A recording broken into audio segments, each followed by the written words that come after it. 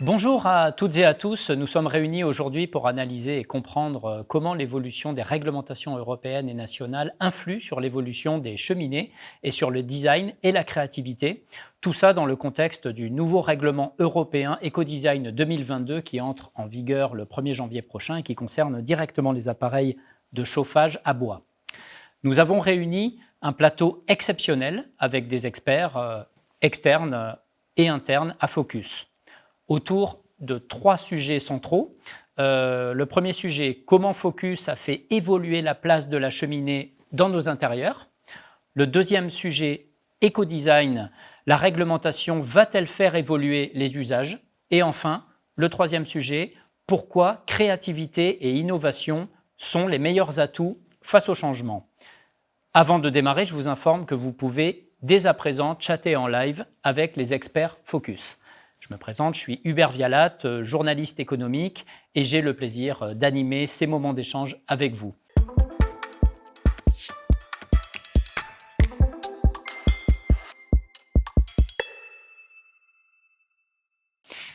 Pour le premier sujet, donc, comment Focus a fait évoluer la place de la cheminée dans nos intérieurs.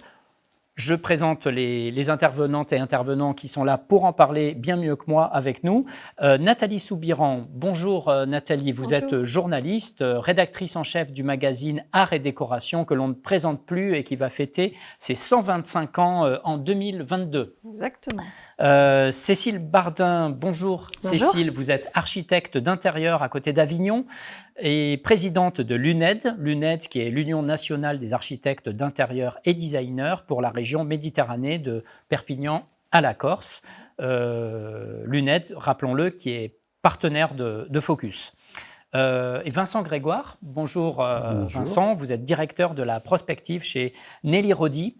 Vous êtes en quelque sorte le tendanceur en chef à Nelly Rodi, le capitaine de l'équipe des tendanceurs. C'est quoi votre métier? C'est d'anticiper l'évolution des phénomènes de mode, les comportements des consommateurs, les nouvelles façons d'habiter, ce qui nous réunit aujourd'hui, mais aussi de se vêtir, de manger, enfin bref, toutes les nouvelles tendances. Donc bonjour encore à vous trois. La première question, toute simple, pourquoi avez-vous accepté l'invitation de Focus aujourd'hui? Qui commence? Moi, je travaille avec Focus régulièrement dans mes projets de rénovation essentiellement, parce qu'en architecture d'intérieur, on fait essentiellement de la rénovation. Et c'est vrai que Focus est un produit qui est assez élitiste et relativement atypique. Et c'est un produit que l'on aime. Donc, je suis effectivement contente de participer aujourd'hui à cet événement dans l'accompagnement de l'évolution de Focus. Moi, on m'a gentiment invité, j'adore. Non, c'est une très jolie marque. C'est une marque surtout qui m'a impressionné quand j'étais gamin, parce que j'ai découvert des amis de mes parents qui étaient architectes et il y avait une cheminée Focus. Et dans mon inconscient, ça m'a marqué. Donc c'est une marque iconique. Et voilà, j'ai d'autant plus apprécié le fait qu'on me demande de participer sur ce projet et cette rencontre.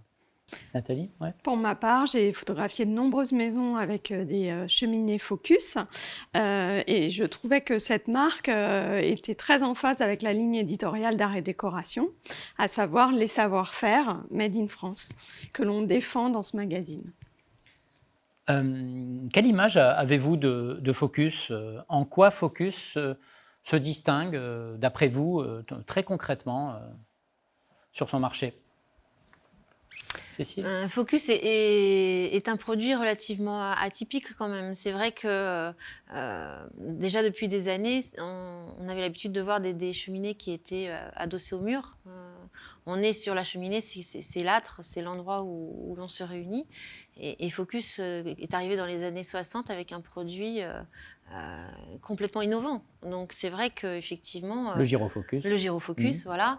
Et donc en l'occurrence, c'est vrai que ça reste quand même des cheminées aujourd'hui qui se démarquent totalement de la cheminée traditionnelle. On est sur un produit totalement différent. Central, pivotant, dans la pièce. Voilà. Enfin, c'était à l'époque, dans les années 60, c'était quand même quelque chose de totalement innovant, quoi. Enfin, Moi, suspendu, central, pivotant.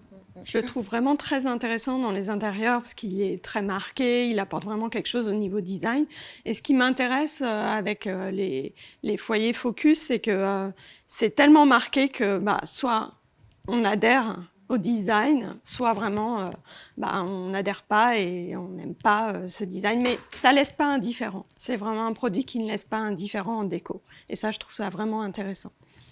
Je rebondis sur ce que dit Nathalie, on adore ou on déteste. Enfin, voilà, mais il y a une vraie créativité, il y a un parti pris, il y a une conviction, il y a quelque chose d'un peu sculptural, radical, et voilà, il y a une vraie histoire. C'est très très différent de ce qu'on peut trouver d'habitude. Voilà, c'est très rare de trouver ce genre de choses, quoi. C'est devenu une icône, c'est devenu une référence, hein. Par rapport aux architectes, c'est un peu une histoire d'amour, Focus et les architectes. Et si vous pouvez expliquer un peu ça. C'est vrai que Focus nous permet à nous, on est toujours en train de rechercher quelque chose aussi, les clients nous appellent pour leur apporter quelque chose de différent. Focus y répond, on est sur quelque chose effectivement qu'on emmène dans un foyer qui est un objet, une sculpture. Et en plus, je dirais que l'avantage de la cheminée Focus, avec ces foyers qui sont pivotants comme ça, nous permettent à nous de répondre aussi à des demandes qui sont multiples. C'est-à-dire qu'on a souvent le coin cheminée, le coin télévision, le coin repas. Et en ayant un élément central comme ça, on arrive à répondre en donnant effectivement ce foyer, ce cœur dans la maison, à répondre à une demande multiple tout en ayant un bel objet. Donc pour nous, c'est vrai que c'est extraordinaire. Nathalie, sur les architectes, qu'est-ce qui vous raconte de la marque Focus dans les Ce qui est dans très les pages intéressant dans les de redécoration reportages que j'ai pu faire, c'est qu'au fil des années, la cheminée a évolué au niveau de la forme, mais a évolué aussi sur son positionnement dans la maison, en fait. Donc là, avec les cheminées suspendues, parfois avec des petits bancs à côté pour s'installer, ou qui pivotent, ou aussi transversales. On peut les voir du côté de la salle à manger et en même temps, on peut voir aussi l'autre côté salon. Voilà. Vraiment, la cheminée, elle a bougé dans la pièce à vivre pour être la pièce maîtresse, en fait. Elle est vraiment la pièce maîtresse de la décoration. Cette histoire d'amour, c'est aussi directement avec les consommateurs qui sont de plus en plus informés. Vincent, qu'est-ce que vous diriez qu'est-ce qui fait qu'il y a cette relation directe avec les consommateurs? Parce que c'est une histoire d'amour. Il faut que ça raconte une histoire, il faut que ça ait une vraie identité, une vraie personnalité, que ça exprime aussi une certaine vision de la modernité. Bon, en ce moment, les consommateurs, nos concitoyens, les gens sont un peu perdus. Donc, il y a besoin de recréer du lien à l'intérieur de la maison, de remettre de la vie, de revenir presque à l'origine de la notion de maison qui était le foyer. C'était construit autour de la cheminée. Dès qu'on met le nez dehors, on a un peu peur, quoi. C'est doute, insécurité, pollution. Enfin, dès qu'on est à l'intérieur, on se sent protégé. Donc, il y a une espèce de retour aux sources. Et le feu, c'est absolument incroyable, quoi. C'est pour ça qu'il y a toutes ces tendances, le four à pizza, le brasero, le barbecue, la cheminée, de remettre de la chaleur dans nos vies parce qu'on est un peu perdu. Donc, c'est un point de repère, c'est un centre de gravité. Et c'est quelque chose de très important autour duquel on va tourner, on va construire une vie, on va raconter une histoire. Une dimension sociologique, quoi, aussi. Ouais, c'est plus qu'un élément décoratif, c'est un élément symbolique, c'est un élément stratégique. Et les cheminées Focus, ça permet justement ces circulations autour. C'est ça qui a fait vraiment bouger les lignes, qui a été une vraie disruption dans le métier, dans le business.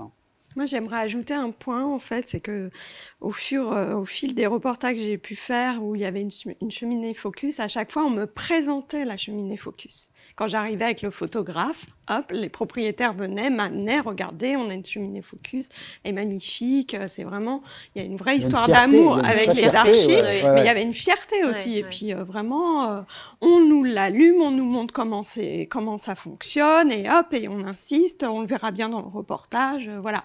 Donc il y a vraiment... Il faut que ce soit une histoire d'amour parce qu'on a investi dans ce projet pour des années. Donc autant que, waouh, on l'adore, elle fait partie de la famille, on vit avec, on vit autour. Nathalie et Cécile, je crois que vous avez vous avez eu la chance de visiter la manufacture Focus à Cavaillon, en Provence. On est bien dans le Made in France, donc. Une réaction à chaud, qu'un petit rapport d'étonnement, qu'est-ce que vous en avez pensé? Qu'est-ce que vous Pour en ma part, j'ai retirez? été très étonnée par la main de l'homme qui est présente à chaque étape de la fabrication des foyers Focus. C'était vraiment très étonnant. Chaque poste, moi je m'attendais à ce qu'il y ait beaucoup plus de machines, que ce soit beaucoup plus automatisé. Il y a des machines, mais il y a beaucoup d'hommes et même une femme sur la chaîne de montage. On voit une femme qui manipule ces gros foyers. On était très impressionnés, hein, Cécile, Oui, c'est vrai. par la visite. 70 collaborateurs sur ce c'est ça. site. Oui. Moi, j'étais très émue, effectivement, de sentir cette présence de l'humain. Et puis, on sent vraiment que derrière tout ça, il y a vraiment un regard bienveillant. Et puis, surtout aussi, une recherche de technicité très pointue. Enfin, et c'est vrai que pour avoir visité d'autres manufactures. Là, on voit quelques machines, mais on sent vraiment la présence du travail de l'homme. Et je pense que c'est ça aussi qui fait cette différence quand on voit une cheminée. Quelque part, il y a cette philanthropie qui se dégage. Il y a quelque chose qui se dégage qui est différent. Je suis persuadée qu'on le ressent quand on voit. de l'excellence, Voilà. du Et travail puis bien voilà, fait, le travail de technicité qui est vraiment présent, du détail, exactement. Et on sent que c'est pointu. Une recherche.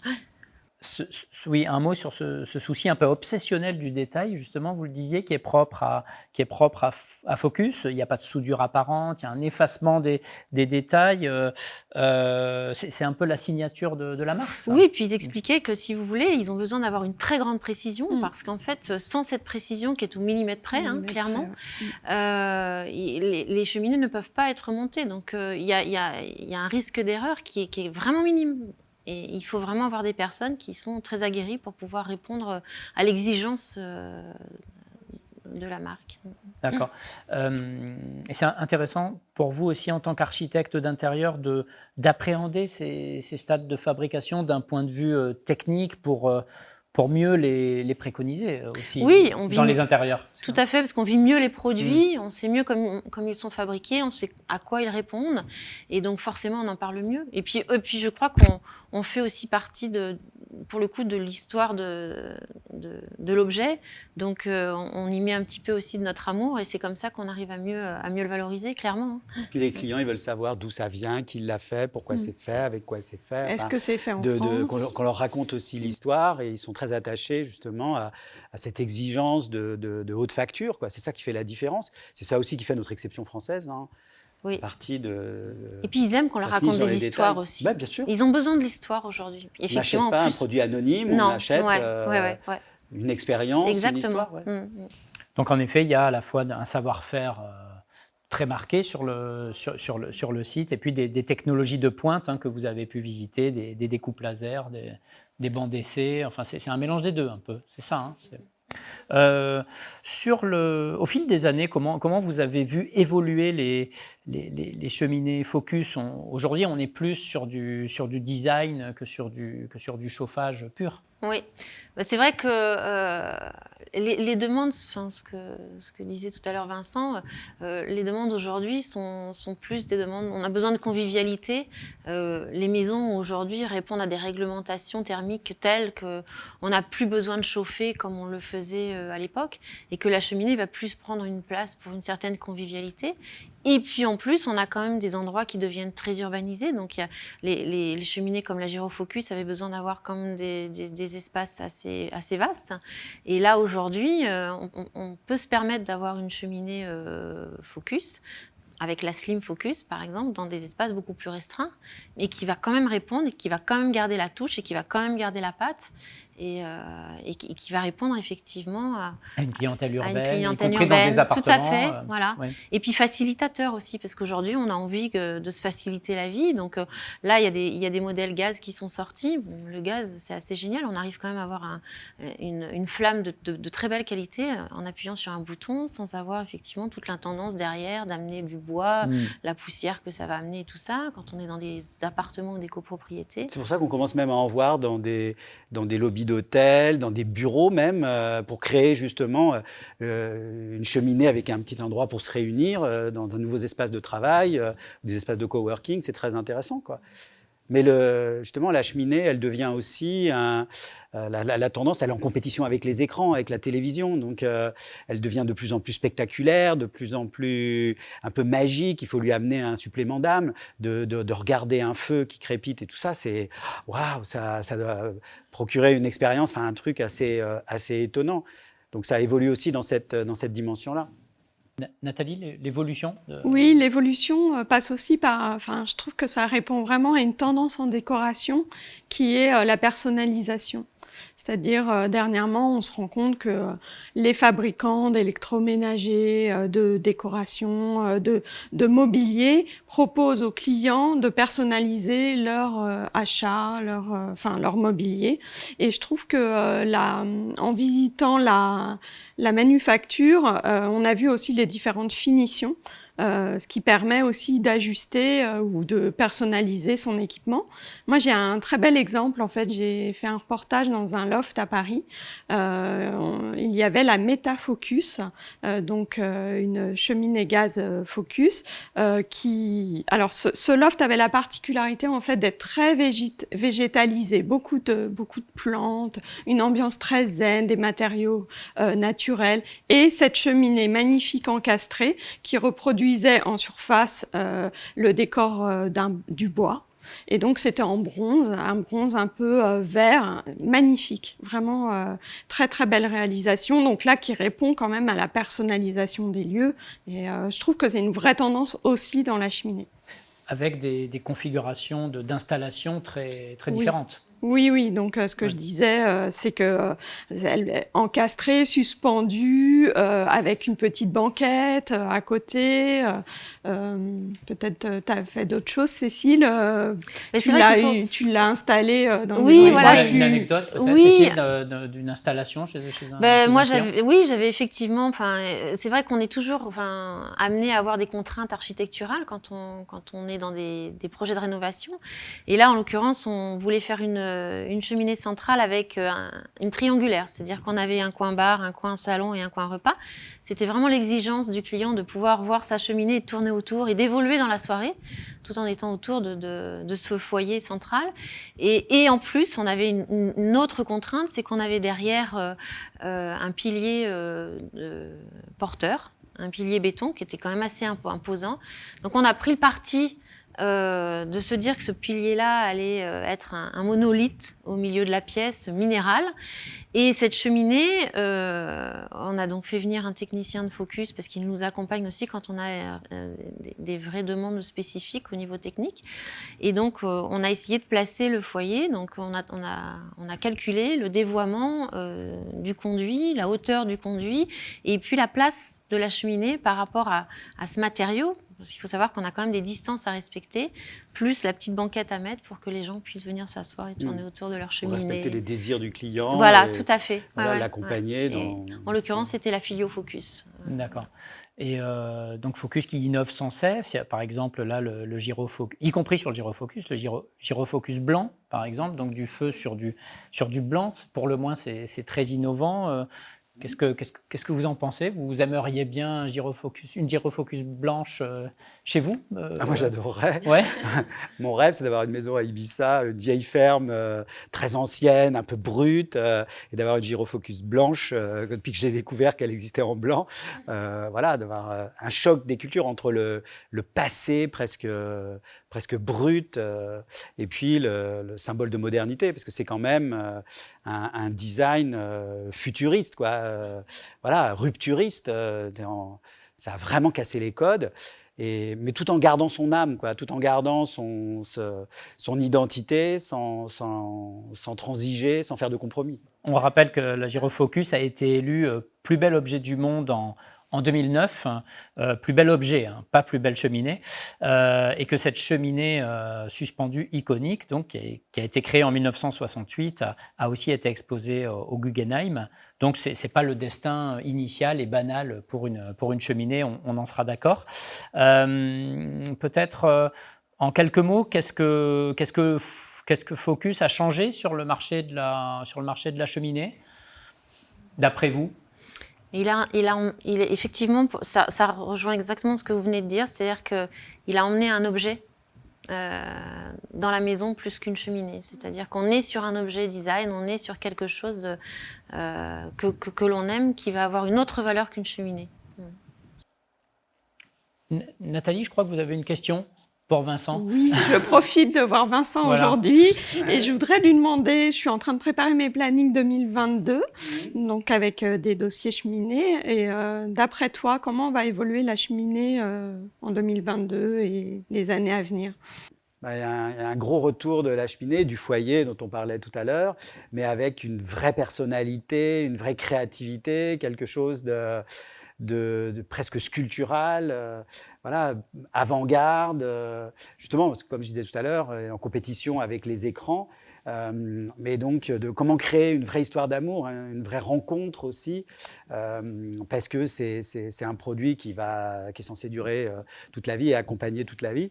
Et comme tu le disais justement tout à l'heure, la notion de co-création, la notion de c'est pas juste j'achète un truc sur catalogue, c'est aussi j'aimerais bien qu'on l'adapte un petit peu à mes désirs, à mes envies, de pouvoir se l'approprier pour faire en sorte qu'elle fasse vraiment partie de la famille, quoi. Donc la tendance, c'est vraiment d'aller vers le parti pris avec quelque chose de surprenant et qui soit voilà, comme une sculpture au milieu de la maison. Ça, c'est vraiment le truc fort. Avec l'aide de nouvelles technologies, hein, peut-être que demain, ce sera un hologramme de cheminée Focus, un peu dans Star Wars, mais c'est dans cette direction-là que ça va. L'avenir nous le dira. Merci à vous trois pour ces échanges passionnants. On se retrouve tout de suite pour le deuxième sujet.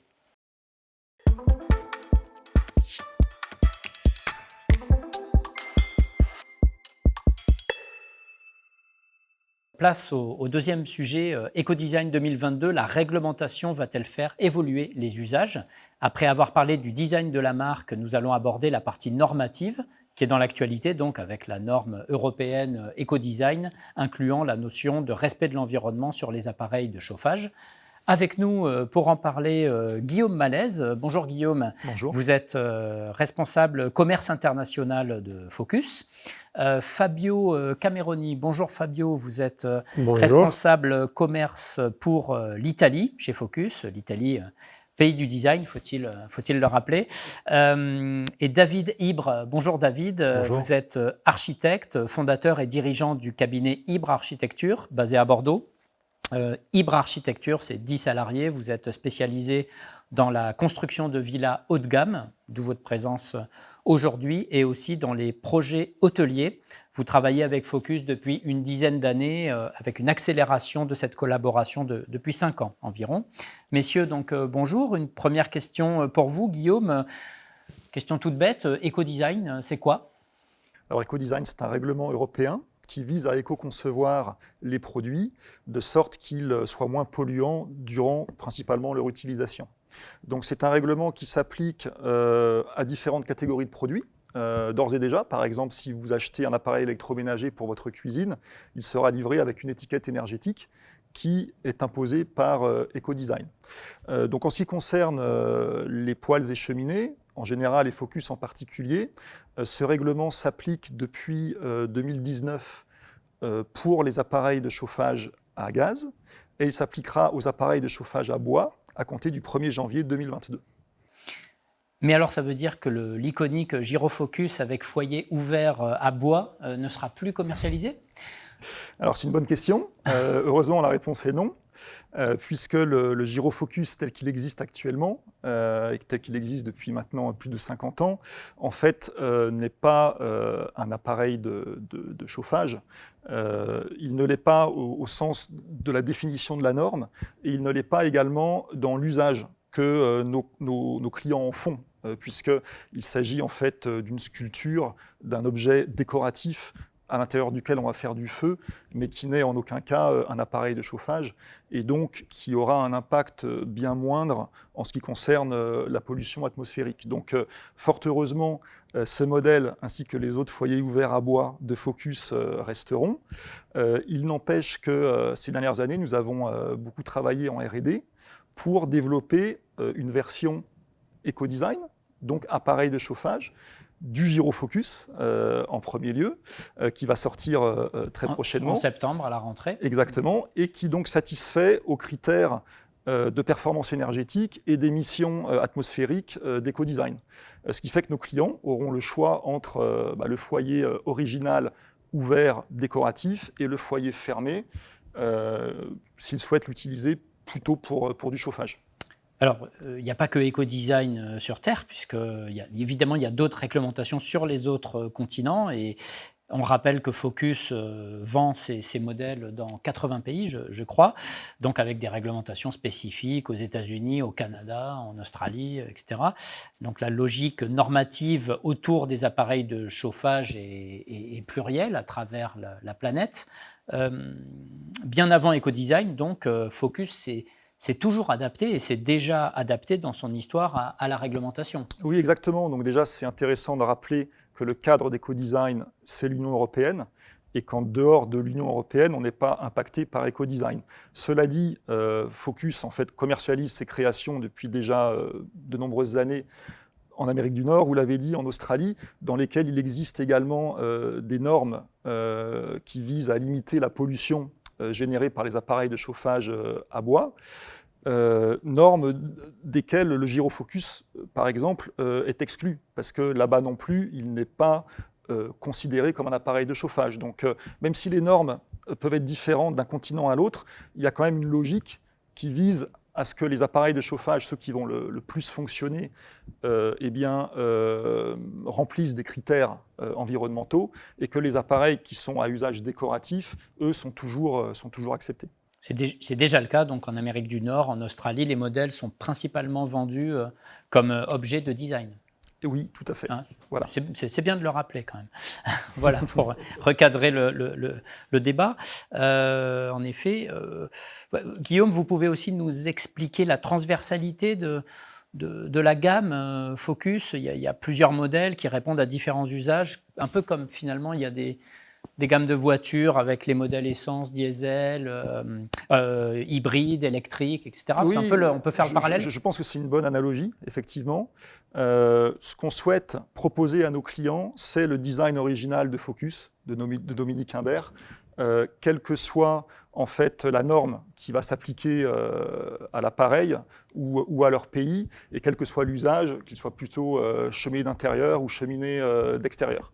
Donc effectivement, le Gyrofocus est un bon exemple, parce qu'il est disponible dans sa version originale, donc en foyer ouvert à bois. On le développe en foyer fermé vitré, donc répondant aux normes d'éco-design. On l'a également sorti à gaz l'an dernier.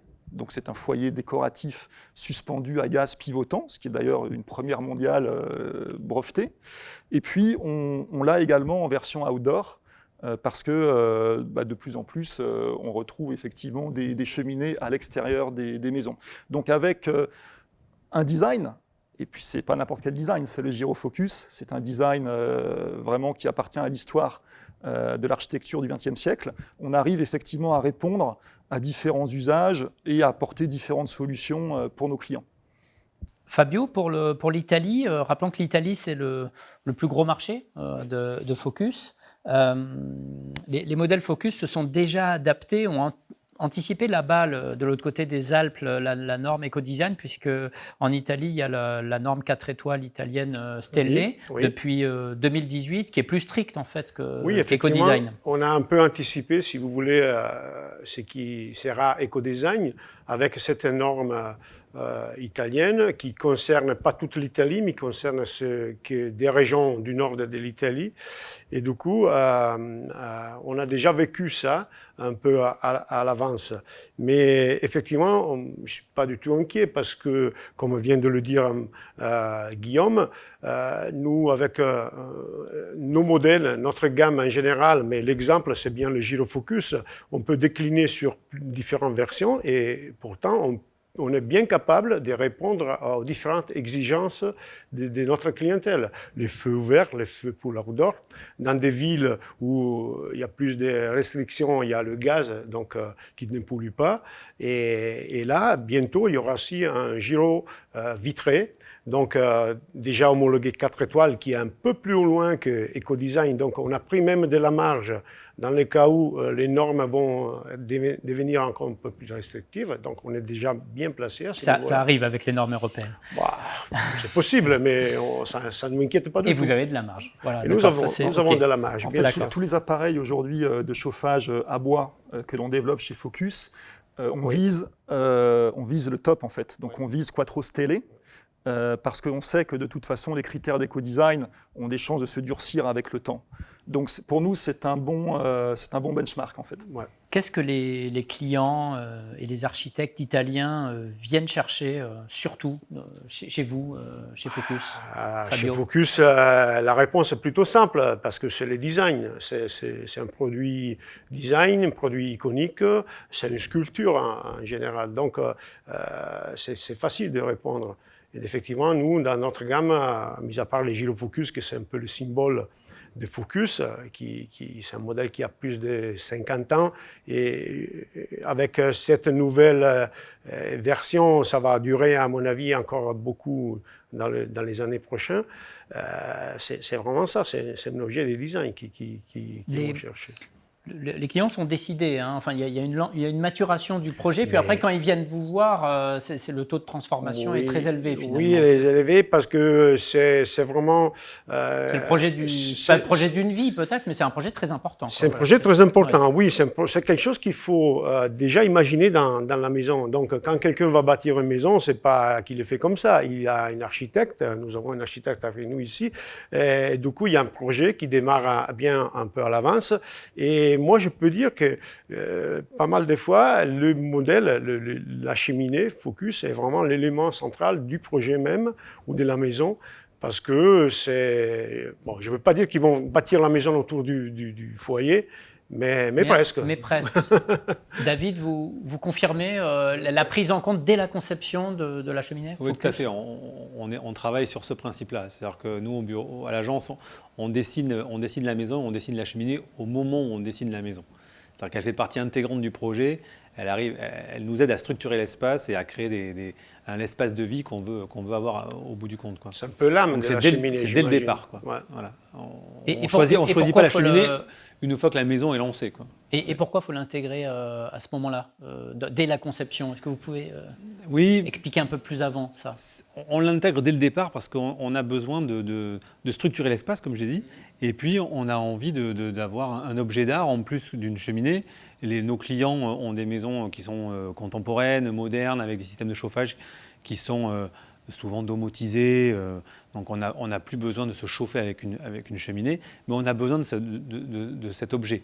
Donc, et pour nous, effectivement, enfin, particulièrement pour notre agence, on met en œuvre ce type de cheminée, particulièrement la Girofocus, parce qu'il y a un objet qui répond à un design et à un graphisme qu'on a besoin de mettre en œuvre dans nos maisons, quoi. Fabio, je crois que vous aviez une anecdote sur une Girofocus qui était juste à côté d'un piano. Oui, là, vous étiez surpris, un peu inquiet pour la santé du piano en quelque sorte. Oui, c'était étonnant parce que on n'a plus besoin de chauffer la maison et donc l'objet, le design de l'objet, le symbole de l'objet est tellement fort que moi j'étais amené à voir une maison, une belle maison, et à côté d'un piano, il y avait ce Girofocus et moi j'étais inquiété pour le fait que moi, si vous avez veut faire du feu dans les cheminées, le piano va, je ne veux pas dire brûler, mais quand même va... Et du coup, il m'a dit, non, vous inquiétez pas, parce que la cheminée, elle n'est pas raccordée, on ne peut pas faire du feu, mais j'aime l'objet dans la pièce, j'ai voulu la mettre à côté de ce donc piano. pas de piano désaccordé. Voilà. Mais il y a quand même évidemment un travail de performance Mais qui est bien fait. sûr. Vous insistez sur le design depuis tout à l'heure, il ne faut pas oublier qu'il y a aussi un travail de performance et de technologie, quoi. Bien sûr. Un autre exemple pour aller dans le sens de Fabio, si vous allez à Queenstown, qui est une station de ski en Nouvelle-Zélande, donc aux antipodes de la France, que vous allez acheter un sac à main Louis Vuitton dans la boutique locale, vous trouverez un Filio Focus à gaz au milieu des étagères de sacs dans la boutique Louis Vuitton. Donc là, on comprend qu'on est vraiment dans le bel objet, l'objet de décoration, l'objet de luxe. Mais effectivement, pour ce qui concerne ces modèles, on n'est pas dans le chauffage. Oui, il y a quand même la technologie, hein, parce que les normes vont vers ça, vont vers des paramètres de plus en plus restrictifs, et nous, on est bien capable de les visager. Donc, il faut les visager avec de la technologie. Là, un autre modèle qui est un exemple, c'est le Slim Focus. Le Slim Focus, c'est un autre modèle très importante pour nous, où il y a vraiment une grande demande. Ces modèles dans la taille petite, mais quand même il y a une présence très importante dans la pièce, soit que ce soit une petite pièce, un petit appartement de ville, soit une grande maison. Et ces modèles-là, par exemple, il existe une version pour des maisons passives, donc avec un système de prise d'air qui ne perturbe pas ce qui est la circulation d'air dans la maison, mais il prend l'air indépendant par la cheminée de fumée. Un double flux. Un double flux, exactement ça. Et là, pour exemple, c'est le premier, je pense, le seul modèle suspendu central avec foyer étanche. Et rappelons que les produits Focus sont destinés à sublimer les intérieurs et doivent être sublimés par les intérieurs aussi. Donc il y a chaque projet d'installation qui remonte au siège social à côté de Montpellier, systématiquement, hein, je crois, pour une finalisation et une validation par la maison mère. Oui, parce qu'il y a toujours une notion de sur-mesure dans nos projets. On est un produit architectural. On dépend des architectes comme David. Et donc, chaque installation fait l'objet d'une étude technique. Déjà pour qu'on s'assure qu'il y a un bon fonctionnement du modèle et en toute sécurité, bien sûr, et aussi pour s'assurer effectivement du caractère esthétique du projet, parce que depuis, je crois, 50 ans, Focus, c'est une fabrique de beau. Oui. Donc effectivement, on regarde les deux points. On a besoin de cet au appui siège. technique, nous, en tant qu'archi. Donc c'est quand même vachement intéressant d'avoir cet appui technique de l'usine qui vient nous aider à mettre en place le produit, quoi. Ben oui, parce que c'est du sur-mesure. Donc, toutes les spécificités du chantier, il faut les prendre en compte. Et il faut aussi aider l'architecte qui va faire le projet dans ça. David, pourquoi prescrivez-vous des cheminées Focus à vos clients? Qu'est-ce qui vous motive dans le fait de recommander une Focus plutôt qu'un autre, Je vais être un peu comme les architectes italiens. C'est le design qui nous pousse à aller vers ce produit. Et dès le départ, comme on disait, moi j'impose souvent ce produit. Il met en évidence les lignes tendues qu'on essaie de produire dans l'architecture qu'on fait. Et c'est vraiment un geste qui est vraiment iconique. Donc, pour nous, c'est très important. Ça fait vraiment partie de l'architecture de la maison. D'accord. Vous confirmez que c'est pour le design, c'est pas pour se chauffer. Vous confirmez cette tendance C'est pas pour se chauffer. Alors Ouais, après, on peut d'accord, chauffer ok. avec, ça marche très bien.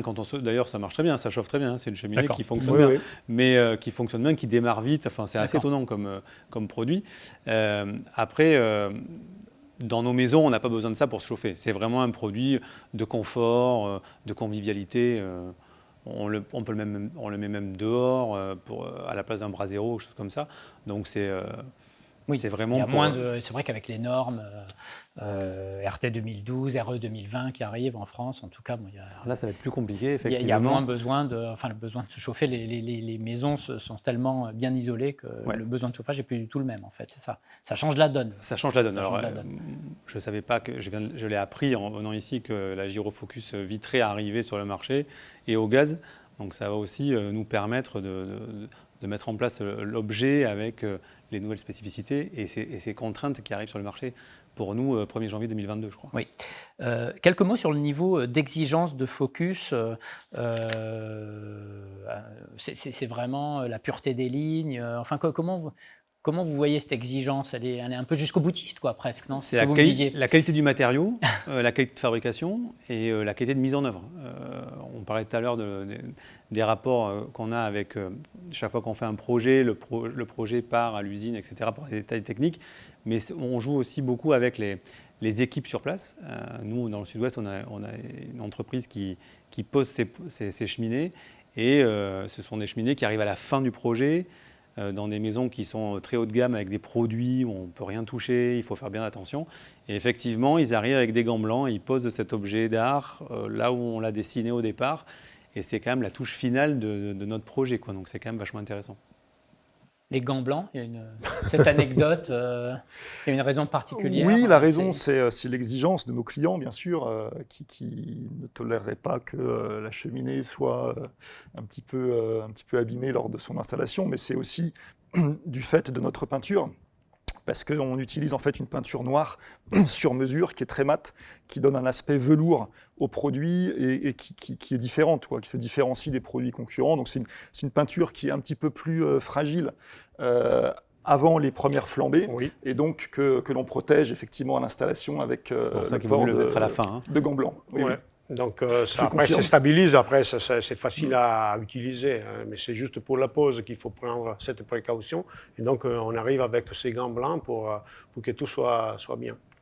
L'avantage d'exporter en fait dans beaucoup de marchés, c'est aussi de prendre de l'avance sur les normes, parce qu'on parlait de l'étanchéité avec la RE 2020 qui va arriver l'an prochain en France, mais en Europe du Nord, par exemple, ils construisent déjà depuis plusieurs années des maisons qui sont complètement étanches, et donc ça nous pousse aussi à sortir des produits qui sont compatibles avec ces normes. Donc Fabio parlait du Slim Focus.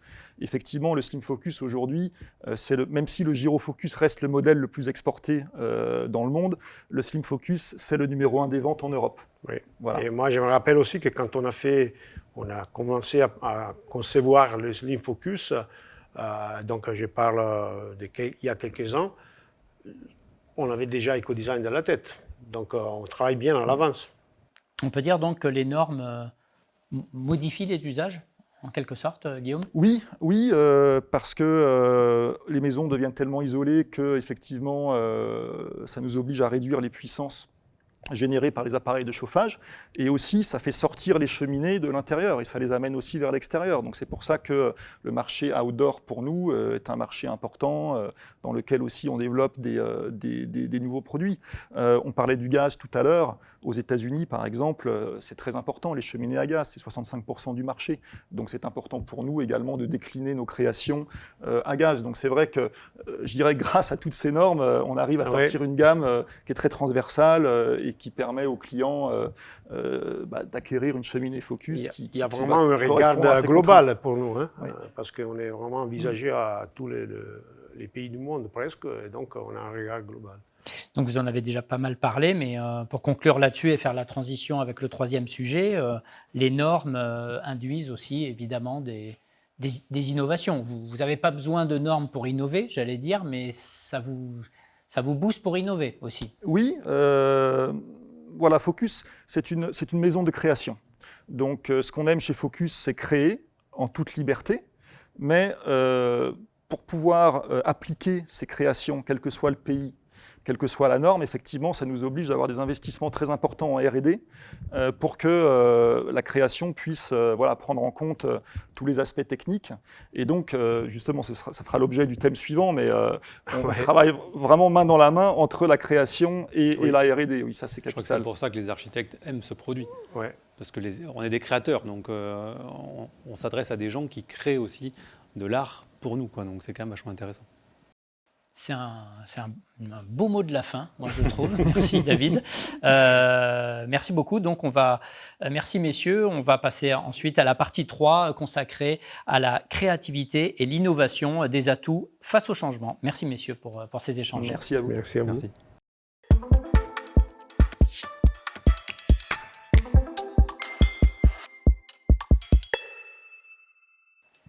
Place au troisième sujet de notre journée Focus. Je rappelle le thème, pourquoi la créativité et l'innovation sont les meilleurs atouts face au changement. Un peu un focus inside dans cette séquence qu'on vous propose.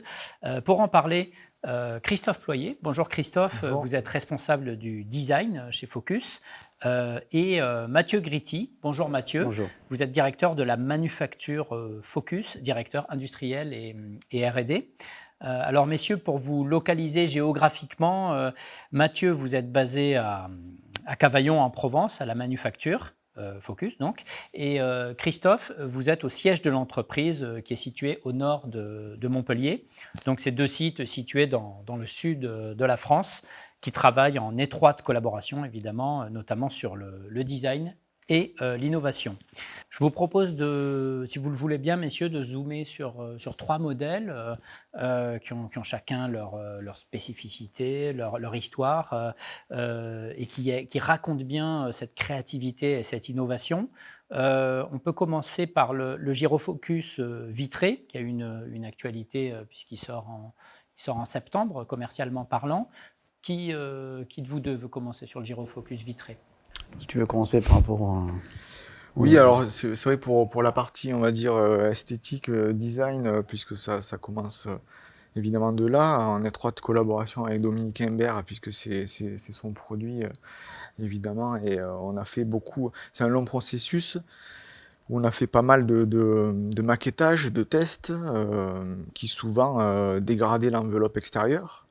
Donc un Gyrofocus relooké, c'était plus vraiment un Gyrofocus. Et ce qui a fédéré, on va dire, les équipes et toute la société, Focus, c'était vraiment d'essayer à tout prix d'amener ce modèle à des hauts rendements et satisfaire les normes sans toucher à l'enveloppe extérieure. Et donc que le produit iconique perdure tel qu'il était, tel qu'il est, quoi. Alors là, comme vous le dites, ça semble simple, mais c'était quand même un défi. C'est plusieurs années, je crois, de R&D. Donc c'était un vrai défi, effectivement, parce que déjà sur l'enveloppe extérieure, déjà de bien définir ce qu'on attendait du produit. Donc il y a eu plus de 10 années de réflexion quand même sur ce produit. Et ce qui a abouti après, finalement, à la technicité du produit, où en fait, finalement, sur l'enveloppe extérieure, on ne touche à rien. Et donc tout se passe à l'intérieur. Donc c'est un défi pour nous parce que les températures sont très importantes et du coup on a beaucoup de déformations. Donc en fait il faut pouvoir faire rentrer finalement dans le Gyrofocus toute la technicité et la gestion de la combustion au sein du produit. On peut parler à présent du Slim Focus qui là est sorti en 2015. C'est ça, ouais. Travail d'anticipation des normes quelque part aussi avec le Slim Focus qui anticipe en 2015, qui anticipe déjà la norme éco-design qui nous réunit aujourd'hui. Donc ça fait plusieurs années déjà qu'on a une véritable réflexion sur ces produits, sur les chambres de combustion, parce qu'en fait on essaye de vraiment s'adapter à la demande du client. Et donc là, on a une particularité comme très spécifique dans Slim Focus où à partir des croquis effectivement qui viennent du service design, en fait, on a vraiment un coup de crayon sur vraiment un tube dans sa simplicité.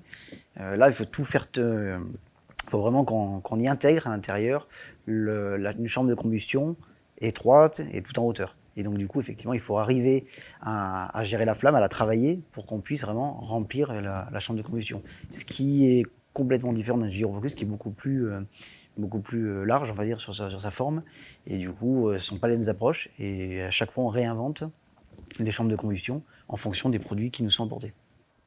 D'un point de vue du design, c'est la plus simple expression entre le foyer et son conduit. Alors, c'est vrai que le conduit était un peu plus gros que d'habitude.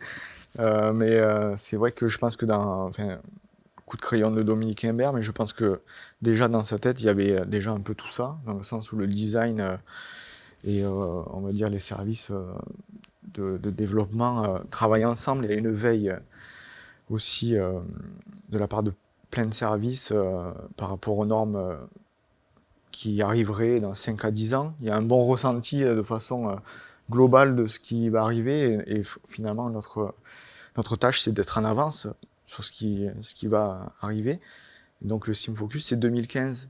Et il satisfait les normes éco-design qui vont arriver. Et donc, Parfaite liaison entre le conduit d'une cheminée et son foyer, donc avec le Slim Focus. Et au niveau de la fabrication, c'était quoi le défi à relever? Vous pouvez expliquer un peu ça? Alors en fait, sur la partie manufacture, vraiment sur la fabrication pure et l'assemblage des pièces, donc ce sont deux produits complètement différents, puisque donc là, on parle d'un Giro Focus standard, effectivement, qui peut comporter une dizaine de pièces, n'a plus rien à voir par rapport à un Giro Focus vitré, qui comporte aujourd'hui une centaine de pièces au sein du foyer. Et un Slim, ou comme on un parlait Slim du Focus, Slim, là, ouais. qui lui, effectivement, en comportera entre 100 et 200 pièces. Donc le travail est plus fin, donc par rapport à notre métier de la chaudronnerie, effectivement, il faut qu'on rentre beaucoup plus dans le détail au sein du produit pour l'assemblage des pièces. Donc il y a vraiment un virage qui se fait effectivement sur ces appareils, donc entre vraiment la sculpture cheminée qu'on a pu faire jusqu'à présent et aujourd'hui ces modèles très complexes qui demandent un savoir-faire. Et il y a un double flux, je crois, c'est ça, dans le Slim Focus. Vous pouvez Donc au sein préciser? du foyer, effectivement, en Ouais. fait, sur un seul conduit, du coup, il faut quand même qu'on fasse amener l'arrivée d'air neuf. Ce sont des chambres de combustion étanches. Et donc, du coup, on prend l'air neuf de l'extérieur, on rentre dans la chambre de combustion et effectivement, on évacue les fumées par ce même conduit. Donc, effectivement, il y a tout un mécanisme en fait, au sein du foyer pour traiter les différentes arrivées d'air.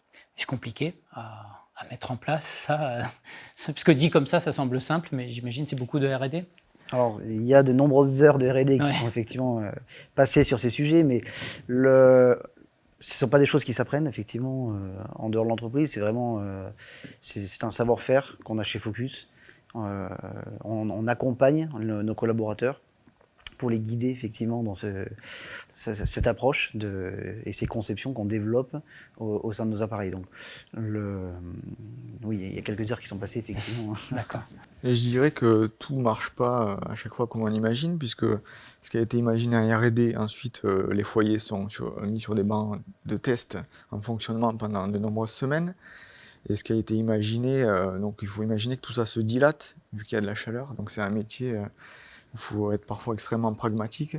Et les gens, voilà, les personnes au labo travaillent en étroite collaboration avec la R&D. Et puis ça revient chez moi quand on doit changer des pièces. Enfin, le processus est assez long finalement. D'accord. Et donc, c'est vrai que par rapport à ça, les équipes de Christophe nous martèlent suffisamment. Mais du coup, au niveau de l'approche de nos produits, ce qui est vraiment important chez nous, au sein de Focus, c'est que c'est la technique qui s'adapte au design. Et non pas l'inverse, comme on peut le retrouver par ailleurs. Et du coup, effectivement, sur toutes les formes qui sont vraiment intouchables, il y a toute cette technicité, ce savoir-faire pour vraiment y intégrer des solutions effectivement, pour gérer et canaliser l'air de combustion. Et il y a l'innovation qui va jusqu'au dépôt de brevet. C'est le cas avec le Giro Focus Gaz, qui est une sacrée innovation, je vous cite. Hein, c'est vous-même qui me l'avez dit. C'était une première mondiale. Vous pouvez expliquer en quoi c'est une sacrée innovation, ce Giro Focus effectivement, Gaz? sur ce Giro Focus Gaz, il faut bien imaginer, nous, en fait, on ne doit pas toucher l'enveloppe externe. Donc, du coup, on a un diamètre de conduit, comme l'a dit Christophe, qui est déjà prédéfini. Et du coup, dans ce tout petit conduit qui fait seulement 20 cm, il faut imaginer qu'on fait passer à l'intérieur l'arrivée du gaz, l'arrivée d'air et l'échappement des gaz. Donc, c'est pas gros et il y a toute une réflexion, effectivement, un système de refroidissement qui nous permet effectivement de permettre en fait l'arrivée du gaz au sein du foyer, parce que c'est également un foyer pivotant suspendu au gaz. Ça faisait partie des grands défis qui restent pivotants, parce qu'un Giro Focus qui ne pivoterait plus, c'était compliqué à emmener quand même jusqu'au bout. Donc l'innovation porte aussi là-dessus, c'est le fait qu'il reste pivotant tout en accueillant des arrivées gaz. Donc ça c'est vrai qu'il nous pousse vraiment dans l'expertise des produits, parce qu'effectivement on aurait pu dire, quand le dossier est arrivé, on aurait pu dire bon, on va faire un Giro Focus suspendu fixe, point final, on fait un arrêt déjà faire arriver du gaz c'était compliqué, mais ils nous ont dit non, effectivement.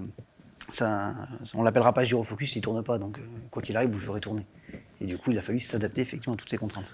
Là-dessus, je pense là où on bouleverse un peu les codes établis, c'est quand quelqu'un a l'idée d'amener du gaz par le plafond, en fait. Ça, on a vu des cheminées à gaz posées sur le sol depuis bien longtemps, et on va chercher, parfois les normes n'existent même pas, quand on est en avance sur certains trucs. Là, pour le coup, elles existent, mais ça arrive. On reste toujours en décalage, effectivement. C'est un peu la force de focus aussi, c'est toujours être en décalé par rapport en fait, à ces disruptif, comme on l'a vu, comme ça a été pas mal évoqué dans le premier sujet, en effet, de la journée. Là, on a zoomé sur trois modèles que vous nous avez décortiqués un petit peu, mais ce niveau d'exigence est le même pour tous les modèles. C'est l'esprit focus. Ce niveau d'exigence, cette pureté des lignes, c'est évident pour vous, mais c'est peut-être important de le rappeler, quoi. Effectivement, vraiment dans les sollicitations qu'on apporte, c'est pour ça que aujourd'hui, on peut pas, dans les métiers qu'on a chez nous, on peut pas aller chercher un ingénieur mécanicien, un thermicien, en fait, qu'on pourrait trouver effectivement sur le marché. Aujourd'hui, les solutions qu'on apporte ont vraiment ce souci de la précision, de la pureté, la simplicité dans l'ensemble de nos produits, l'ensemble de notre gamme. Et ça nous est souvent rappelé effectivement par Christophe et ses équipes. C'est appliqué sur l'ensemble des cheminées, mais ça va même jusqu'aux accessoires, sur, on va dire, des produits qui peuvent sembler simples en conception et qu'on peut imaginer simples en fabrication, mais qui ne le sont pas du tout. Parce que c'est vrai que... Quand il y a 3 pièces, c'est difficile de tout masquer, hein. Donc c'est souvent la complexité, effectivement, dans l'approche de la conception des produits. Ouais. Au niveau de la fabrication, comment êtes-vous staffé pour répondre à Cavaillon, en Provence, pour répondre à un tel niveau d'exigence? Quels sont les métiers spécifiques qu'on trouve à la manufacture? Alors du coup, en fait, vraiment la force de focus, ce qu'on a toujours souhaité effectivement au niveau de la manufacture de nos produits, ça a toujours été la maîtrise effectivement de l'ensemble des opérations. Donc aujourd'hui, nous on récupère effectivement un coup de crayon et derrière on transforme sur la partie conception, la partie R&D, et derrière il y a tout ce façonnage, l'assemblage des pièces, même la finition, la peinture, jusqu'au conditionnement du produit. Tout se fait en fait sur notre site. Et il y a vraiment tout un ensemble de métiers. Et j'ai envie de dire, ce qu'on recherche avant tout dans l'ensemble de ces métiers, c'est peut-être l'amour du produit, vraiment cette passion qu'ils ont. Mais décrivez-les, ces produits, précisez-les. C'est quel type de métier, sur les métiers, quel type de métier on va vraiment retrouver, donc, du coup, parce que du coup, on part d'une feuille, d'une tôle, en fait. Donc, on a toute cette préparation de la tôlerie. Ça va passer par du pliage, du cisaillage, la transformation pour effectivement amener la pièce sur des postes de chaudronnier. Où là, ce sont des véritables artisans. Ils vont vraiment façonner, sublimer le métal pour en faire des produits à la hauteur de la marque Focus. Donc, on a toute cette partie, on va dire, soudure qui prend une bonne part au sein de notre manufacture. Et derrière, on a toutes ces personnes qui travaillent sur la finition du produit, où ils vont vraiment façonner le produit sur mesure pour en faire vraiment ressortir la pureté du produit, des courbes vraiment épurées. Et du coup, derrière ça, en fait, on renvoie sur des métiers plus sur la partie, on va dire, peinture. Donc là, on a des experts sur la peinture de nos produits et sur l'assemblage des pièces. Et derrière, il y a tous nos services supports qui sont en action, autant sur la qualité, sur l'industrialisation des produits, où là c'est vraiment très important, ça nous permet d'accompagner le produit sur toute la chaîne de fabrication. Des ingénieurs, des ergonomes. En amont, oui, c'est vrai que le mix des personnes est hyper intéressant, dans le sens où c'est pas qu'une équipe d'ingénieurs, on va dire, ayant une formation classique. On retrouve des ergonomes, des ingénieurs, des gens qui ont fait des écoles de design, mais qui sont orientés davantage dans la technique. Ils ont toute cette culture, finalement, qui se sont appropriés très facilement, parce qu'ils l'avaient déjà en eux, quoi. Le casting était La culture, vous me disiez, c'est important dans les personnes que vous recrutez, enfin une certaine attitude et pas que des compétences techniques. Vous pouvez préciser un peu ces critères. Effectivement, au niveau quel est l'état d'esprit recherché, puis comment l'identifier aussi, cet état d'esprit dans un entretien. Donc effectivement, dans l'ensemble des recrutements, aujourd'hui, ce qu'on cherche, c'est vraiment un savoir-être. C'est la capacité finalement à être flexible, à s'adapter et à être dans la simplicité finalement, pour en fait vraiment pouvoir s'adapter à la conception, à la fabrication des produits Focus. Et c'est ce qu'on retrouve à toutes les étapes, Rien à même au ajouter. niveau de... Pas plus, d'accord, pas sur plus. le- En gros, niveau de focus. s'il y a 30 prototypes à faire, il faut en faire 30, évidemment, ce qui suppose une capacité à se remettre en question aussi. Donc il y a C'est un critère, ça. beaucoup de remises en question Ouais. effectivement de nos équipes. Mm.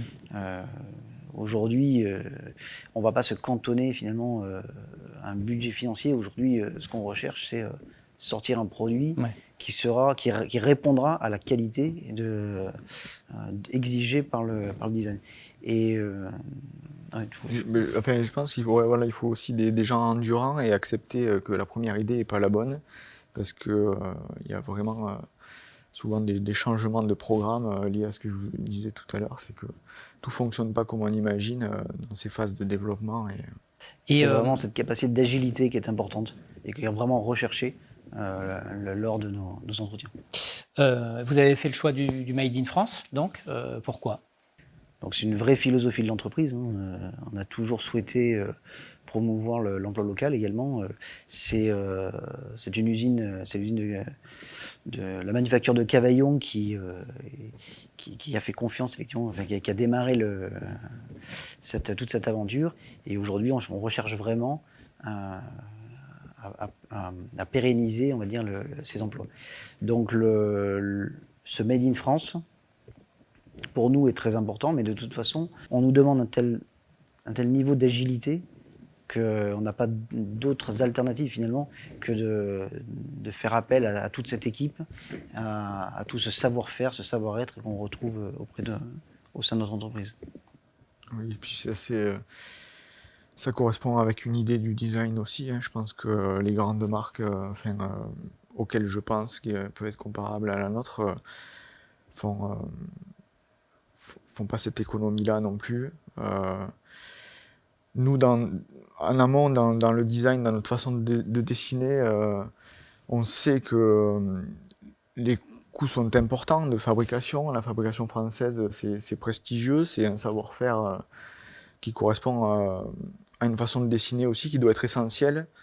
L'idée, c'est aussi pour ça que nos produits sont aussi épurés. L'idée, c'est de ne pas en rajouter là où il ne faudrait pas. Et c'est ça qui pousse à générer beaucoup de créativité aussi, parce qu'on est obligé d'être essentiel dans la solution proposée.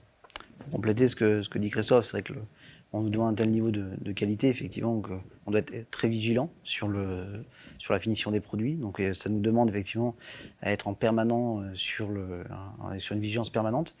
Et ce que je voudrais dire aussi, c'est que le métier a changé. C'est-à-dire que quand en 1968, on a fabriqué les premiers gyrofocus, effectivement, le gyrofocus originel, il a une dizaine de pièces. Aujourd'hui, quand on fabrique un gyro vitré, ça prend 8 fois plus de temps.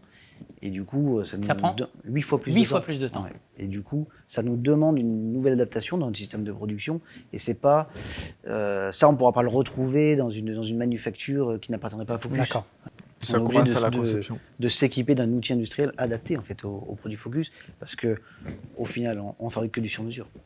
Ça commence à la conception. Ça commence à la conception, oui. Si on n'en a pas conscience avant les chaînes de fabrication, ce serait pas réalisable. Et il y a le design, donc la créativité, l'innovation, et aussi la robustesse des modèles, il ne faut pas l'oublier. C'est important dans la satisfaction client. Vous me disiez, je crois, Christophe, qu'il y a des cheminées qui font plusieurs maisons. Oui, c'est arrivé. Ce qui est un signe de robustesse, c'est arrivé. Ouais. C'est dire à quel point on fait un produit durable finalement. Et le design, la conception aujourd'hui, en 2021, chez Focus, c'est quoi? Enfin, comment vous la définiriez? Ce qui me vient, c'est une grande synergie, une grande collaboration entre tous les services. Quelque chose qui m'est apparu très collégial depuis quelques années, et même avec le commerce, parce que en fait, on ne peut pas échapper à l'augmentation du cahier des charges techniques pour tous ces produits arrivants. Et ça nous demande d'être très coordonnés les uns les autres. Et La on prise va en loin. compte de Ouais. l'expérience Ouais. sensorielle. Oui, oui. Mm. C'est vrai qu'on peut avoir un travail même sur le design du feu à l'intérieur d'un foyer gaz parce que une équipe commerciale nous a fait remonter le fait que c'était pas très équilibré à l'intérieur d'un foyer.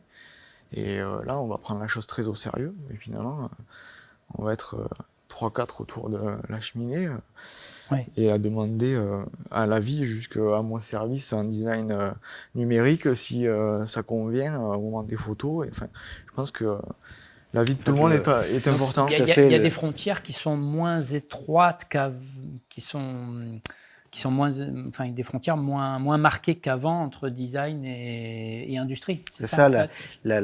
cette complexité des produits nous pousse en fait à développer une intelligence collective au sein de l'entreprise.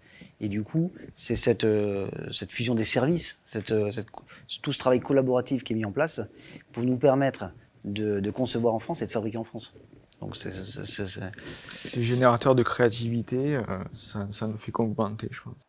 Et par exemple, il y a une cellule innovation qui vient d'être créée au sein du laboratoire d'essai, je crois. Ça préfigure cette façon de travailler peut-être plus collaborative, plus imbriquée entre services. On recherche vraiment, effectivement, dans notre finalité, une cohésion, finalement, une coordination, effectivement, dans les services. Et aujourd'hui, on a cette nécessité de développer cette cellule innovation pour aller encore plus loin et de développer, finalement, les solutions dont on aura besoin demain.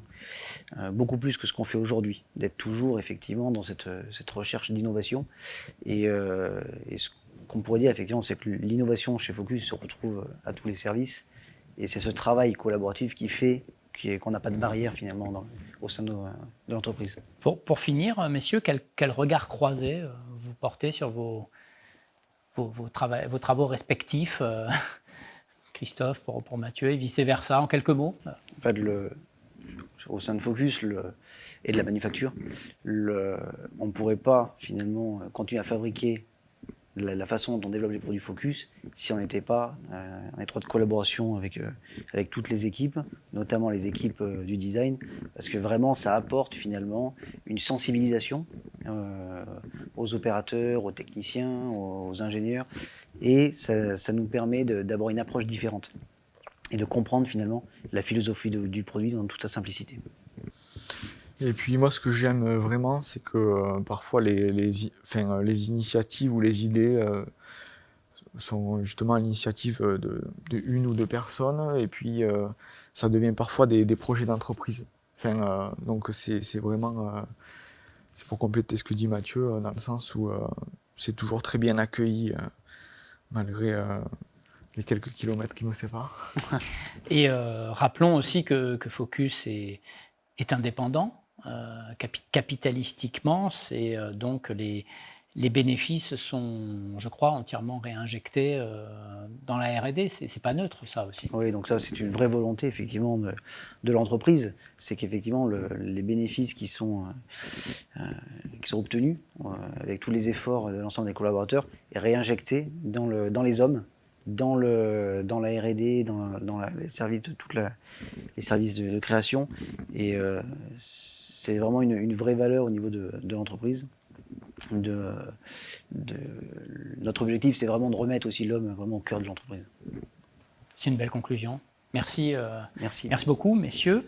Avant la conclusion de Jean-Marc Chalier, coprésident de Focus, je vous propose à présent de visionner une vidéo de 6 minutes. Il s'agit du destin croisé entre Dominique Imbert, fondateur de Focus, et sa création la plus iconique, le Gyrofocus. On se retrouve juste après la vidéo.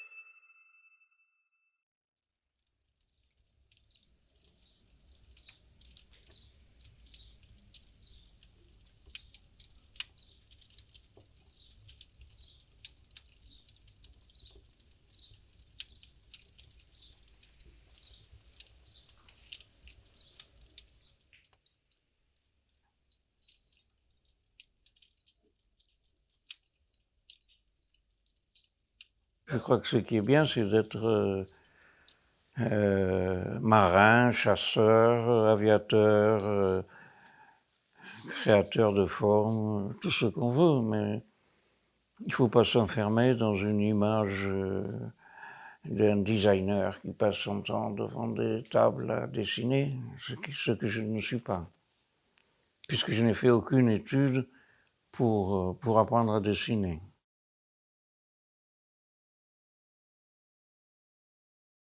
Bien sûr que non, je ne savais pas. D'ailleurs, quand j'ai fabriqué le premier, je me disais que c'était peut-être le seul que je ferais. Puis c'est quelqu'un qui m'a dit, tiens, mais j'aimerais bien en avoir un comme ça. Donc j'en ai fait un deuxième. Mais pour les fabriquer, ça prenait un temps infini. C'était terrible, surtout ce qu'on appelle l'épanouissement. Là, cet envolé au-dessus du foyer, pour moi, c'était très, très difficile à faire. Le premier fabriqué m'a pris peut-être un mois à peu près à le fabriquer, le deuxième un peu moins. Et puis comme je suis un grand feignant, je pensais qu'il valait mieux que je les fasse fabriquer par des chaudronniers qui avaient plus d'outils que moi, puisque moi je n'en avais pas, sauf un poste à soudure et une tronçonneuse.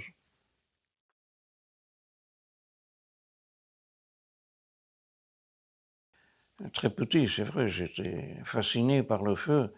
Avec mes frères et sœurs, on était tous autour d'une cheminée murale, grande cheminée traditionnelle. Et j'ai pensé à une cheminée au milieu d'une pièce, puisqu'on était tous là contre le feu, ce serait mieux d'être autour. Et je crois que c'est les premiers modèles, je pense, puisque j'ai jamais entendu parler d'autres cheminées pivotantes à l'époque, j'avais jamais entendu parler. Et donc je crois que c'est le premier modèle dans le monde de cheminée pivotante.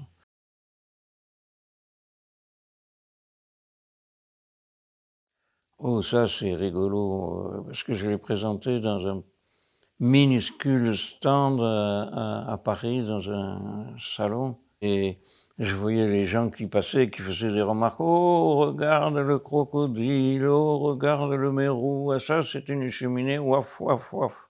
Et tout le monde rigolait. Et même j'ai vu un jour deux personnes, deux mecs, bien, avec un joli costard, grosse cravate, et puis des cigares. Tous les deux avaient un cigare. Et ils se sont approchés de la cheminée et, sans me regarder, sans faire attention à moi, il y en a un des deux qui a dit à l'autre regarde ce qu'ils nous font aujourd'hui. Et tous les deux ont éclaté de rire. Et puis ils sont repartis. Je me suis dit, putain, ils se foutent un peu de ma gueule.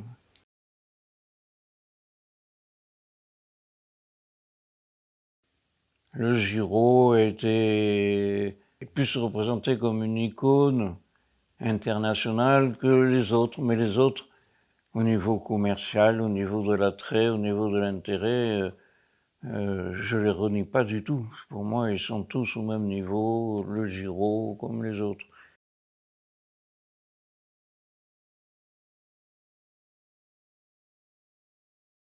Vitré. Il est vitré pour faire un foyer fermé. Ce qui était la grande difficulté, c'est de faire un foyer fermé pour répondre aux normes à venir dans l'année qui vient, en 2022. C'était difficile de faire quelque chose de fermé avec une forme qui n'est absolument pas géométrique, quoi. Des portes sur cette ouverture-là, c'était pas possible. Alors la solution d'un foyer fermé par des portes qui coulissent à l'intérieur a paru être la solution. Je suis obligé d'être content parce qu'on ne modifie pas la forme du foyer. Et ça, c'est un tour de force. C'est de faire un foyer qui fonctionne bien avec des arrivées d'air qui ont été spécialement étudiées pour ça. Et je suis ravi. J'aurais été catastrophé si cette forme allait aux poubelles à cause des normes.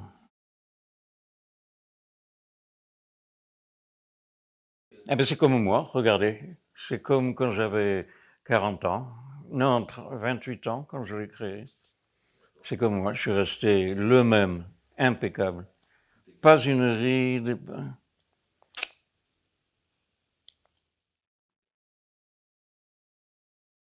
Très belle séquence émotion avec Dominique Imbert. Jean-Marc Chalier, Bonjour. on va conclure avec vous. Bonjour, bonjour Jean-Marc, vous êtes coprésident de Focus, aux côtés de Laurent Gabory. Vous êtes l'un des plus anciens de l'entreprise depuis 32 ans. Autant C'est dire ça. que Focus n'a plus de secret pour vous. Donc, aujourd'hui, en 2021, comment résumer en quelques mots l'esprit de l'entreprise ? Ouais, c'est l'esprit, c'est l'innovation. Vous en avez beaucoup parlé, c'est la créativité, c'est la remise en cause permanente un petit peu. Et surtout un esprit aussi où chacun doit trouver sa place, c'est très important. Et cette entreprise, elle fonctionne parce que tous les individus qui la composent, oui, ont leur place et ont réellement leur place, et leur place pleine et entière. Oui. On a beaucoup parlé d'éco-design aujourd'hui. Éco-design, menace ou opportunité pour Focus ? Bon, c'est un passage comme on en a eu d'autres dans la vie de l'entreprise. C'est quelque chose qui est important, qu'on a préparé depuis de nombreuses années, puisque ce n'est pas arrivé d'un coup. Ça fait 6-7 ans qu'on s'y prépare. Donc, éco-design, oui, c'est un passage, mais on a la chance d'avoir des produits qui font que, voilà, on arrive à transformer, à les rendre compatibles.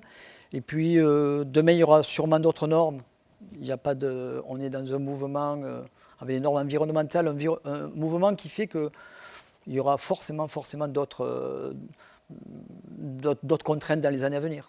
Et comment s'adapter à toutes ces normes, justement, sans changer pour autant le design ? Eh bien, c'était le pari, c'était le seul cahier des charges, en fait. C'est-à-dire ne pas toucher au design et faire en sorte que les produits deviennent conformes à ces normes. C'est pour ça aussi qu'on a travaillé avec d'autres énergies, le gaz. C'est pour ça aussi qu'on réfléchit à d'autres énergies. Et c'est vrai qu'il y a un savoir-faire qui s'est construit, et notamment entre Viol et Cavaillon, entre le siège et Cavaillon, l'usine. Donc il y a vraiment un vrai échange qui s'est construit au cours de ces dernières années. Et c'est peut-être ça la vraie victoire en fait. C'est qu'en fait les compétences sur les deux sites ont fait que voilà, tout le monde a bien travaillé ensemble. Ça, on l'a bien vu sur le sujet numéro 3. En effet. C'est très important. Avec Mathieu et Christophe. Ouais. Est-ce que vous pouvez rappeler rapidement les étapes de l'industrialisation ? Je crois que la manufacture de Cavaillon a failli. C'est un projet qui a failli pas se faire. Vous avez une anecdote ? Oui, je peux en raconter plusieurs parce que j'en ai moi-même vécu. Disons que déjà au tout début, il faut imaginer Dominique Imbert avec son modèle au 1/10. C'était au début des années 70, une cheminée suspendue pivotante, c'était un ovni, il faut dire les choses comme elles sont. Donc c'était pas du tout dans l'esprit de ce qui se faisait. Donc il cherchait en vain dans toute la région quelqu'un pour lui faire ces cheminées parce qu'il avait de la demande, notamment au travers d'architectes. Et il avait vraiment de vraies difficultés à trouver quelqu'un. Et un jour, on lui a dit il faut aller à Cavaillon, il y a une chaudronnerie. Donc c'est une entreprise où il y avait 250 salariés. Il est allé là-bas et puis il n'a pas été forcément reçu parce que je ne sais pas s'il avait vraiment pris rendez-vous. Et puis il allait repartir. Et au moment de repartir, c'est une assistante qui lui a dit « ça peut intéresser mon frère, monsieur ». Et elle a pris rendez-vous. Comme quoi, des fois, les choses ne tiennent pas grand-chose. Le détail fait que... Ou l'attention d'une assistante. Ouais, qui c'est ça. Qui avait peut-être un œil design. Et cette histoire m'a été racontée par cette personne-là, qui est maintenant plus de 80 ans, m'a été racontée par cette personne-là il y a quelques années. Ok. Au-delà de l'anecdote qui est savoureuse, il y a un message aussi pour les jeunes créateurs. Oui, pour les jeunes créateurs, ce qui est sûr, c'est que le message de Dominique Imbert, pour l'avoir connu, parce que moi, quand j'ai commencé, on était 4. Dominique Imbert, il ne touchait même pas de salaire. D'accord ? Donc, si j'ai un message à faire passer, oui, c'est que quand on croit à ses rêves et à ses projets, il faut être insistant, il faut avoir de la volonté, du courage et de la persévérance. Oui, ça c'est sûr. Tout n'a pas toujours été aussi simple, même si je ne dis pas que c'est simple. Enfin, la réussite n'a pas toujours été à ce niveau-là. Non, Dominique Imbert serait c'est là. important de le rappeler, quoi. Ouais. Dominique Imbert serait là, les 15-20 premières années, c'est plutôt été de la vache maigre. Oui. Sans trop en dire sur la suite, mais est-ce que vous pouvez quand même nous dire que vous n'allez pas vous arrêter là, que Focus ne va pas s'arrêter là? Comment pensez-vous la cheminée du XXIe siècle? C'est sûr que demain, comme je vous l'ai dit tout à l'heure, les normes vont encore être plus exigeantes. Sûrement que le chauffage sera moins essentiel en termes de chauffage dans les maisons, parce qu'il y a des maisons de basse consommation, parce que les réglementations sur le bâtiment font qu'il y aura des maisons qu'on appelle des maisons passives. Il n'empêche que les gens auront toujours besoin d'une flamme, toujours besoin d'avoir ce plaisir du feu. Et on imagine de l'holographie, on imagine sûrement d'autres types de combustibles, et on imagine cheminée de demain, oui, elle a encore de beaux jours. L'entreprise a 50 ans, un peu plus même. Le personnel que vous embauchez aujourd'hui ne vient pas pour les mêmes raisons qu'il y a 20 ans, qu'il y a 10 ans, évidemment. Comment avoir un esprit start-up, valoriser les bonnes idées, quels que soient les services? Comment attirer les talents aujourd'hui dans une entreprise qui a 50 ans? Votre question est intéressante parce que, effectivement, c'est une entreprise qui est créative, mais elle est aussi créative dans sa gestion, je pense. Enfin, on essaie d'être créatif dans sa gestion humaine, dans sa gestion au quotidien. Et c'est vrai qu'on n'attire pas un directeur d'export qui arrive de Singapour pour venir à Vieux-le-Fort. C'est pas forcément très simple. Donc Vieux-le-Fort dans l'Hérault, au nord de Montpellier, qui est le siège social de Focus, là où tout a commencé. Voilà, un petit village de 1000 habitants, à 25 km au nord de Montpellier, donc c'est pas toujours évident. Par contre, je crois que les gens aujourd'hui ont cette attirance parce qu'ils sentent un esprit. Et cet esprit, il est très très très important. Parce qu'on peut avoir les meilleurs produits, on peut avoir les meilleures solutions. Si on n'entraîne pas les équipes, ça ne marche pas. Voilà, ça c'est clair, c'est clair. C'était le mot de la fin? Oui, le mot de la fin, on peut dire que cette entreprise, oui, comme on l'avait dit tout à l'heure, c'est sûrement comme une start-up, mais c'est une start-up qui a beaucoup d'imagination, beaucoup de ressources en interne, et une entreprise, oui, qui a un bel avenir. Oui. On n'en doute pas. Merci Jean-Marc. À Cette émission touche à sa fin. Nous vous remercions toutes et tous pour votre attention tout au long de cette journée. Vous retrouverez le lien pour le replay sur les réseaux sociaux.